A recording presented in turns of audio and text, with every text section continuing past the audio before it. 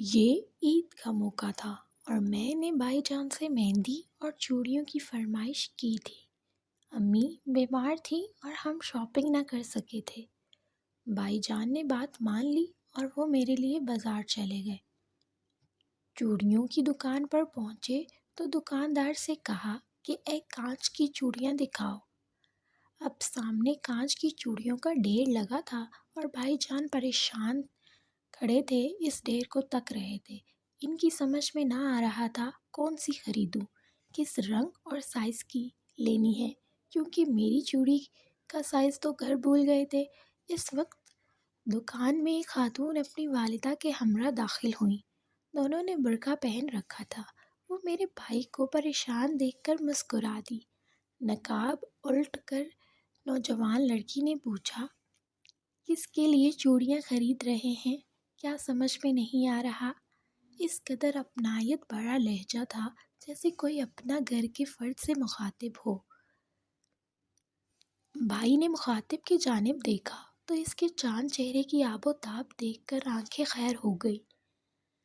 کہاں تو کانچ کی رنگ برنگی چوڑیوں میں الجھے تھے اور ادھر اس ماہتاب رخ حسینہ کی نشیلی کاجل بھری نگاہوں سے نگاہیں الجھ کر رہ گئی۔ ایک پل میں اس پری چہرہ نے میرے بھائی کے احساسات کو بھانپ لیا۔ مزید قریب آ کر بولی، رشتہ بتا دو، میں مدد کر دوں۔ بہن کے لیے خریدنی ہے۔ بھائی جان نے شرما کر کہا، شادی شدہ ہے یا غیر شادی شدہ؟ غیر شادی شدہ ہے۔ بھائی جان یہ کہتے ہوئے اور زیادہ لجا گئے تو وہ ہنس دی، ایک کھنکھناتی ہنسی۔ عید کا تحفہ ہے؟ اچھا تو پھر ہم پر چھوڑ دیجیے۔ خاتون نے الٹ پلٹ کر لچھوں میں سے نہایت حسین، دیدہ زیب اور نفیس چوڑیاں نکال دی۔ یہ ٹھیک رہیں گی۔ بھائی نے بغیر سوچے اس بات میں گردن ہلا دی۔ اچھا تو پھر سائز بتائیے۔ وہ تو میں گھر بھول آیا ہوں۔ خفیف ہوئے اور پسینے سے شرابو ہو گئے۔ شاید اس حسینہ کے حسن کا رعب ایسا تھا کہ اس قدر نروس تھے۔ کیا میرے سائز کی ٹھیک رہیں گی؟ پری رخ نے اپنی گلابی کلائی آگے کر کے دکھائی۔ بھائی نے گھبرائی نظر ڈالی اور بولے، ہمشیرہ کا سائز کچھ کم ہوگا۔ ایک سائز کم دے دو۔ دکاندار نے کہا، کتنی دوں؟ 2 درجن چوڑیاں پیک ہو گئی تو خواتین اپنے لیے آرائش کی اشیاء نکلوانے لگی۔ منصور بھائی رقم ادا کر کے دکان سے باہر گئے۔ ذرا دور جا کر واپس پلٹے۔ یاد آیا کہ چوڑیوں کا ڈبہ جو دکاندار نے پیک کر کے کاؤنٹر پر رکھا تھا وہ تو وہیں چھوڑ دیا۔ بکھلاہٹ میں دوبارہ گئے۔ خواتین مسکرا رہی تھی۔ دکاندار نے بھی بھائی جان کی بکھلاہٹ کو محسوس کر لیا تھا۔ اس نے بغیر کچھ کہے خوش اخلاقی سے ڈبہ بھائی کے ہاتھ میں تھما دیا۔ اب جو ہی باہر نکلے تو وہ دونوں عورتیں بھی دکان سے باہر آ گئی۔ بڑی بھی بولی، ارے بیٹا، کیا صرف چوڑیاں ہی خریدنی تھی؟ بہن کے لیے جویلری نہ لوگے؟ آنٹی، مجھے ان چیزوں کا پتہ نہیں ہے، میں نے کبھی خریدی نہیں ہے۔ اچھا تو آؤ ہمارے ساتھ۔ اب وہ آگے آگے اور میرا بھائی ان کے پیچھے پیچھے۔ جویلری میں پہنتی نہیں تھی، بھائی کو پتہ تھا، لیکن ان اجنبی عورتوں نے گویا ان پر جادو کر دیا تھا کہ ان کے حکم کے تابع ہو گئے، جیسے کوئی نادیدہ قوت ان کی طرف کھینچتے لیے جا رہی تھی۔ کچھ آگے جا کر خواتین ایک جویلری کی دکان میں گھس گئی اور دکاندار سے جویلری دکھانے کو کہا۔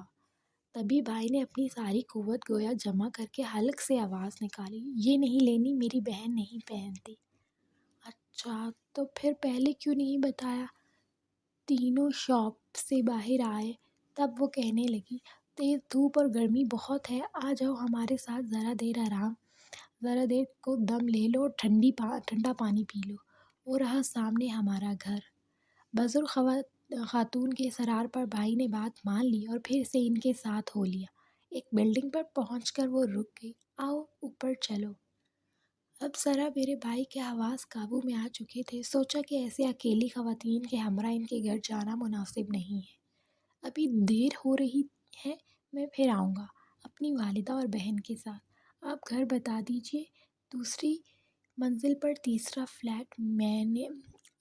تبھی میرے بھائی جان نے ان کو خدا حافظ کہہ کر گھر آ گیا۔ میں نے چوڑیاں دیکھی اور خوش ہو گئی۔ بہت عمدہ تھی، کیا پسند ہے آئی؟ بھائی جان نے کہا، یہ تو بہت خوبصورت ہے۔ اب پتہ چلا کہ ہمارے بھائی کا ذوق کس قدر اعلیٰ ہے۔ بھابھی کے تو عیش ہو جائیں گے۔ مذاق مت کرو، تم جانتی نہیں ہو کہ میں نے کتنی جتن سے خریدی ہے۔ امی قریب بیٹھی تھی۔ ارے واہ، چوڑیوں کے لیے بھی جتن کرنے پڑے؟ بھلا بتاؤ تو کیا جتن کیے ہیں؟ تبھی بھائی جان نے والدہ کو احوال بتایا اور بولے، میں نے اکیلا جانا مناسب نہیں سمجھا، مگر وعدہ کر آیا ہوں کہ اپنی والدہ اور بہن کے ہمراہ ہوں گا۔ آپ عید کے بعد چلیے گا میرے ہمراہ ان لوگوں کے گھر۔ روانی میں انہوں نے حسینہ کے حسن کی تعریف بھی کر دی۔ اماں بیٹے کے جذبات بھانپ کر مسکرا دی۔ ہاں بھائی، ضرور چلوں گی، کیا خبر اسی بہانے لڑکی پسند آ جائے اور تیرا گھر بس جائے۔ کب سے ڈھونڈ رہے ہیں، کوئی لڑکی دل کو نہیں بھاتی۔ سمیرہ تجھے پسند نہیں، حالانکہ بچپن سے نسبت ہے۔ دوسری حور شمائل کو کہاں سے لاؤں جو تجھے پسند آ جائے؟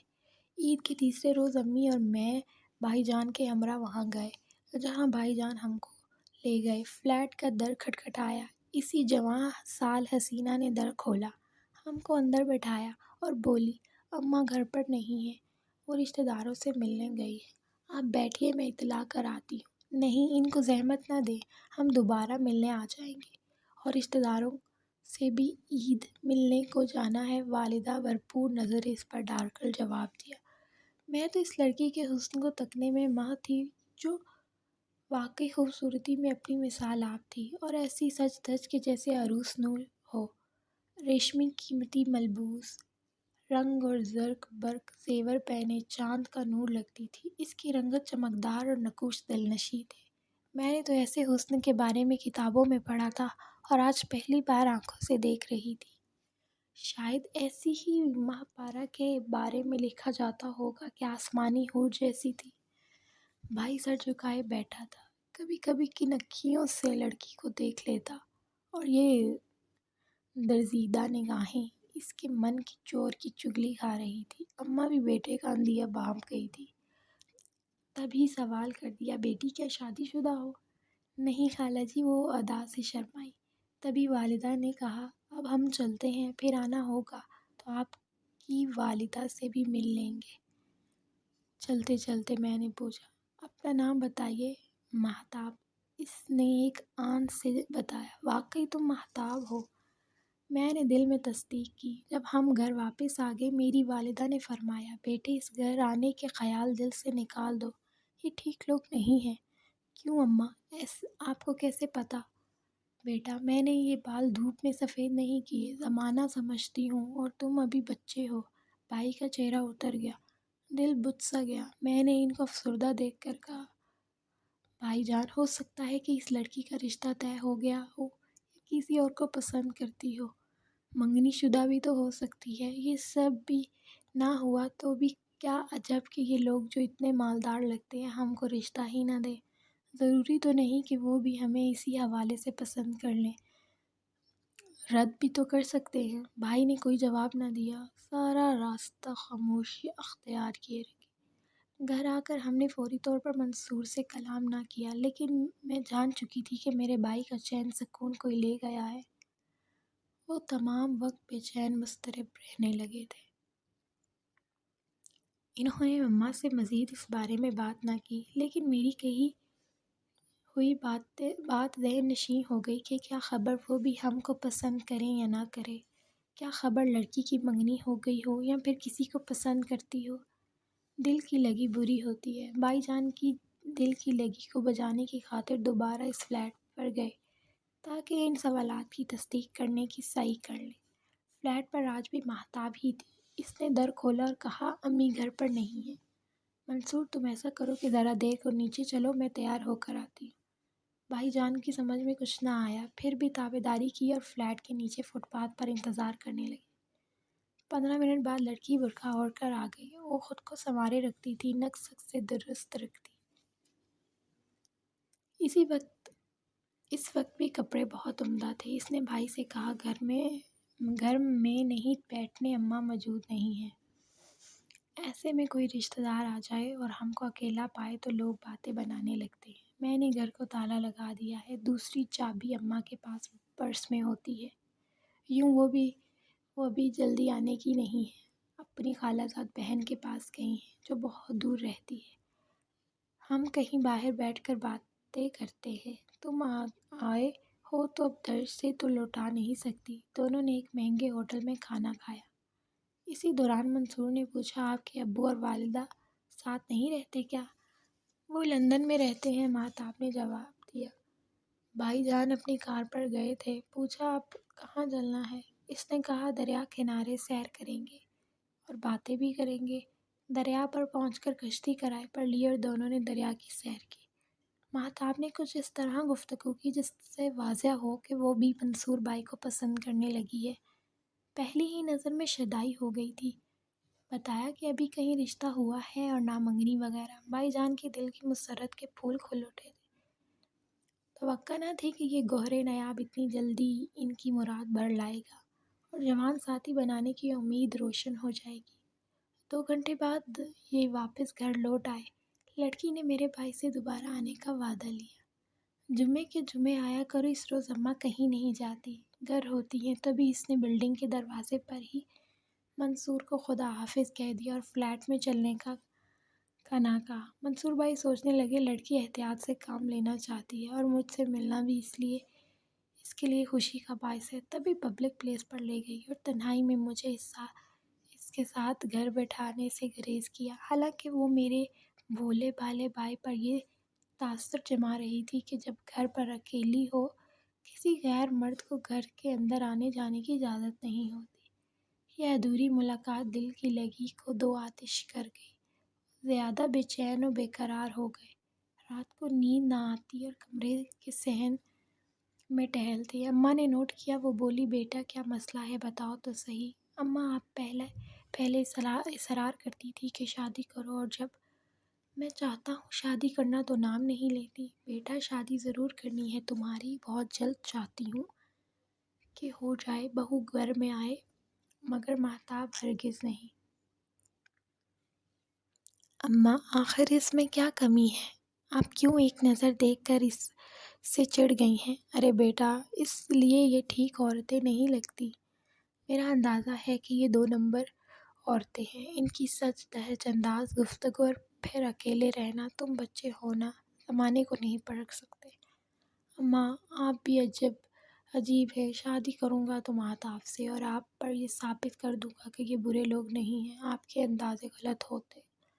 اس کے بعد منصور امی سے بدگمان رہنے لگا۔ 2-3 بار ماہتاب سے ملا لیکن وہ فلیٹ پر نہ لے گئی بلکہ باہر ملتی اور گھر کے پاس پہنچ کر خدا حافظ کہہ دیتی۔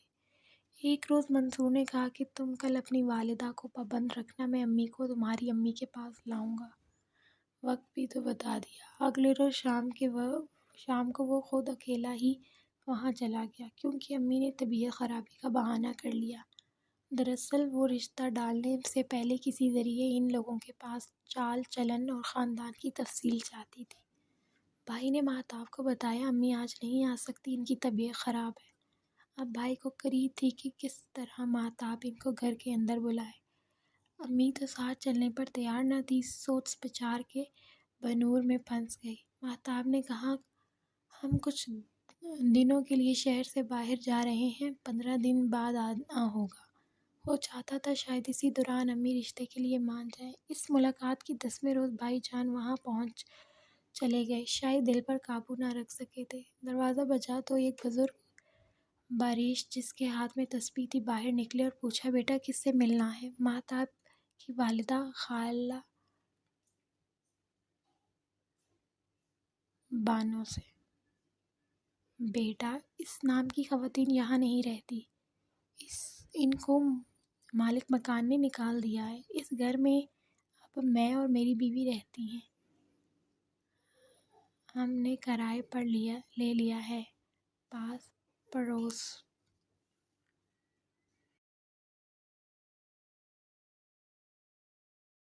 ماہتاب کی والدہ خالہ بانو سے۔ بیٹا، اس نام کی خواتین یہاں نہیں رہتی، ان کو مالک مکان نے نکال دیا ہے۔ اس گھر میں میں اور میری بیوی رہتے ہیں، میں نے کرائے پر لیا ہے۔ پاس پڑوس والوں نے سابقہ کرایہ داروں کے بارے میں اچھی رائے نہیں دی، لیکن بیٹے تم کیوں ان کا پوچھ رہے ہو؟ تم تو کسی شریف گھرانے کے چشم و چراغ لگتے ہو۔ بھائی جان پریشان ہو گئے۔ بزرگ سے کہا، کیا خبر ہے کہ کدھر ہوں گے یہ لوگ؟ میں نے کہا نا کہ وہ ٹھیک نہیں تھی۔ اڑوس پڑوس سے خود معلوم کر لو۔ پڑوس والوں کی شکایت پر ہی مالک فلیٹ نے نکالا ہے۔ ارے بیٹا، بلڈنگ میں کوئی ان سے ملنا جلنا پسند نہ کرتا تھا۔ پڑوسی رابطہ رکھنا نہ چاہتے تھے تو وہ کیسے ان کا اتا پتہ لیتے؟ تم شریف بچے لگتے ہو، نا تجربہ کار ہو، ان کا خیال اگر دل میں پال لیا ہے تو نکال دو۔ یہ کہہ کر انہوں نے اپنے گھر کا دروازہ بھیڑ دیا۔ مردہ قدموں سے منصور بھائی زینہ اتر کر آ گیا ہے۔ گھر آتے ہی امی جان سے بولے، ماں میری شادی کرا دیں، مگر مہتاب سے نہیں۔ وہ کیوں؟ تم کو تو بہت پسند آ گئی تھی۔ آپ نے ٹھیک کہا تھا، وہ صحیح عورت نہیں تھی۔ ابھی ان پڑوسی سے ملاقات کر آیا ہوں، اسی نے بتایا کہ مالک مکان نے ان کو نکال دیا ہے، ان کی خراب چال چلن کی وجہ سے۔ اب ایسا کہتے ہوئے بھیا نے میری جانب کن اکھیوں سے دیکھا تھا، میں نے منہ پھیر لیا تھا تاکہ وہ میرے چہرے کے تاثرات نہ دیکھ لیں۔ ان کی خواہش تھی کہ میں یہ بات نہ سن سکوں۔ بھائی جان کا کافی دن افسردہ رہے تو میں بھی دکھی ہو گئی کہ کاش مہتاب اچھی لڑکی ہوتی تو اس کے ساتھ رشتہ کروانے میں مدد کرتی، امی کو کسی طرح منا لیتی۔ اس کے بعد میرے بھائی کی شادی ہماری چچا زاد سمیرہ سے ہو گئی، جس کے ساتھ وہ پہلے شادی سے انکار کرتے تھے۔